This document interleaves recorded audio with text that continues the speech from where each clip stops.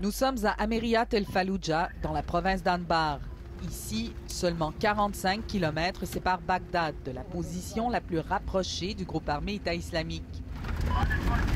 Nous accompagnons les hommes chargés de stopper sa progression vers la capitale. D'emblée, il est clair que l'EI n'a pas l'intention de s'arrêter. Notre escorte ne tarde pas à entrer dans la bataille.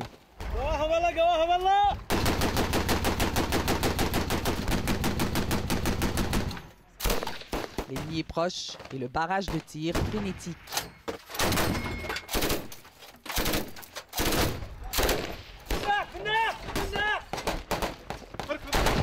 Une communication interceptée annonce une pluie de mortiers d'un instant à l'autre de la part de l'EI. Il est temps pour tous de quitter.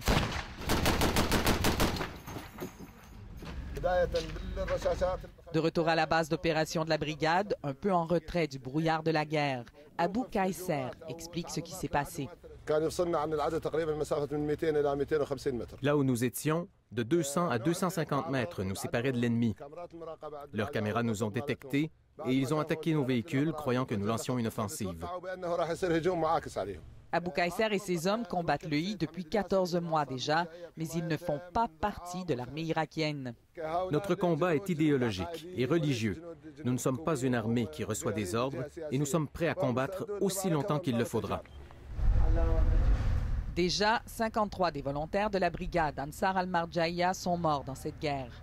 Ils ont été parmi les tout premiers à répondre à la fatwa lancée par le grand ayatollah al-Sistani en juin de l'an dernier, appelant tous les musulmans aptes au combat à prendre les armes contre l'EI. Hamid al-Yassiri, un imam qui enseigne dans une madrasa, une école religieuse de Najaf, commande les quelques 2500 combattants de la brigade. Nous avons demandé à être aux premières lignes. L'armée est derrière nous. L'armée irakienne est une grande armée, mais elle a perdu confiance en elle. Nous, des milices populaires, voulons lui redonner cette confiance. C'est grâce à l'intervention du commandant al-Yassiri que nous avons pu visiter les positions tenues par l'armée irakienne dans le secteur, ce qu'on nous refusait jusque-là. En route, on peut entendre les conversations radio entre les combattants de l'EI qui s'informent de nos mouvements.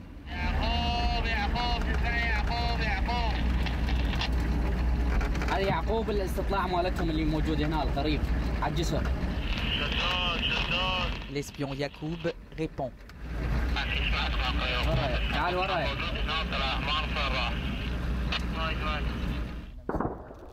Retranchés derrière un talus, les soldats de la 17e brigade de l'armée irakienne font le guet, eux aussi. Ces soldats de l'armée irakienne assurent la garde arrière de la brigade d'Ansar al-Marjahia. Ils ont à peine 20 ans pour certains et 2 mois d'entraînement militaire. Ils disent avoir récemment reçu de nouvelles armes de la part de la coalition, ce qui les aide dans leur lutte contre le groupe armé État islamique. Mais comme partout où nous avons visité des positions militaires, on nous répète la même chose. Si vous voulez qu'on fasse plus et plus vite, il faut nous aider plus et plus souvent. Pour compenser l'inexpérience des soldats qu'il dirige, le lieutenant-colonel Mahmoud doit souvent lui-même mettre la main à la pâte. Ici, il doit intervenir pour mener une frappe ordonnée par son commandement. L'EI est un ennemi cruel. Nous avons besoin d'une volonté internationale pour l'éradiquer. Nous avons besoin de plus de frappes aériennes, de soutien logistique et d'armes sophistiquées. Le sentiment que la coalition internationale manque d'une réelle volonté de vaincre l'EI est partagé par le commandant Hamid, qui va même plus loin. Les États-Unis veulent que la bataille se poursuive. La paix et la tranquillité ne servent pas leur intérêt. Ils veulent se retrouver au sommet de la pyramide et pour y arriver, ils ont besoin des guerres. Entre les milices populaires et la coalition, la méfiance est partagée. Le problème, c'est que la coalition ne souhaite pas, directement en tout cas, appuyer ces groupes armés soutenus par l'Iran. N'empêche, ces milices chiites représentent encore la majorité des troupes au sol, en lieu et place de l'armée irakienne qui tarde à se remettre de sa déroute de l'an passé. Le religieux devenu commandant militaire croit qu'il reviendra à la prochaine génération de poursuivre la guerre. Personnellement, je crois que l'Irak ne sera pas en paix au cours de cette décennie et même la prochaine. Mohamed, son fils de 8 ans qu'il garde à ses côtés, n'a jamais connu un pays en paix.